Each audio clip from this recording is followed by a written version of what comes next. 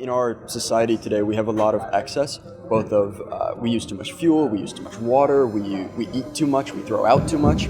And so I think that's one of the goals of this tiny house, to cut down on a lot of that excess and to make it so that we don't use too much. And so we're really trying to conserve and be a better citizens for our planet.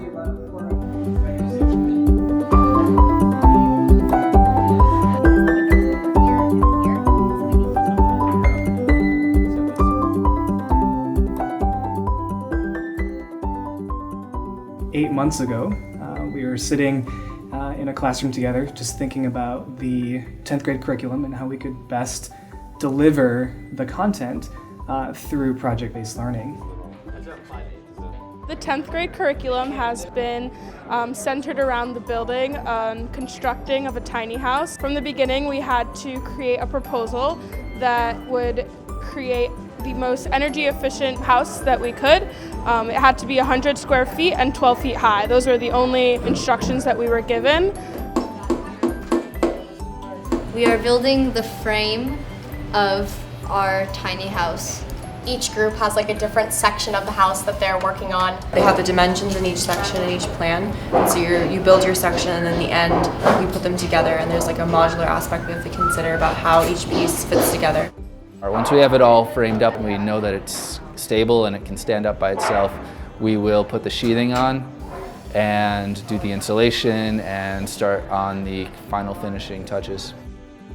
This is where the front door is going to be. We also have another team working on our compost and toilet system, which is pretty much a toilet that instead of flushing with water, it has compost in it, and that's going to decompose human waste. I learned that the angle of the sun, for example, is very important to calculate, both during the winter and the summer, and that helped us calculate the angle of the roof.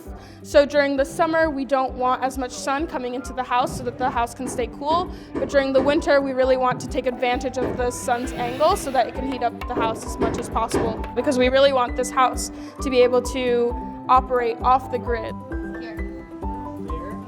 It turns out that the blueprint was a bit wrong, and so we are missing a piece that supports the loft. So now we have to take off this whole piece of plywood and then add the piece and then re-sheathe the wall. Start again. Is this the first time you guys have screwed up and have to go back? Definitely not.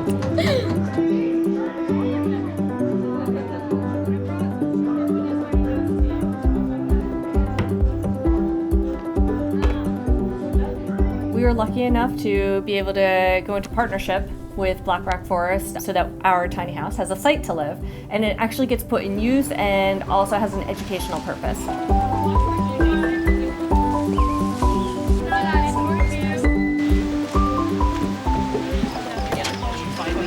Our goal for the end of today is to finish installing all of the walls. After that, I think we have to put in the loft and then work on the interior. Like there's different like tables and countertops that we have to put in, along with the shower and the toilet.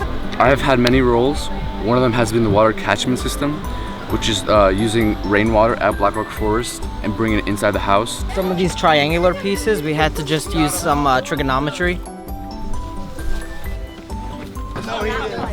We just got the roof on. Kids are finishing up, sealing up the exterior of the house with Tyvek, and we have a team working on putting siding on.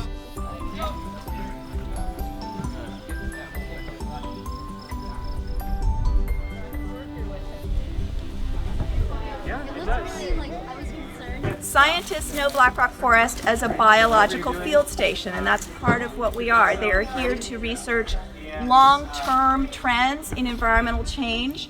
We have scientists that are researching changes in the regional environment due to climate change over the past 2 or 3 decades. And then we have scientists that are doing basic biological research, trying to understand how forests function. So these are two 6-volt golf cart batteries.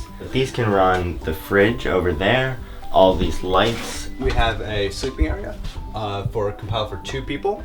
And this is the warmest part of the house as well. We used the rainwater that would be caught from the water catchment system to use it for our shower display. Under here is basically 2 pipes, one from the sink and the other from the shower. And this is where the gray water would come out. That would lead into our flower bed box. that would also be used to help because of all the nitrates and all the other things they use from soap products or shampoos. It actually acts as a natural fertilizer to help the flowers grow. A project like this that is science-based and that has an environmental outcome, and that it's encouraging people to think about forms of housing as ways to express environmental values, is a way to increase scientific understanding of the natural world. So we think it's a perfect fit.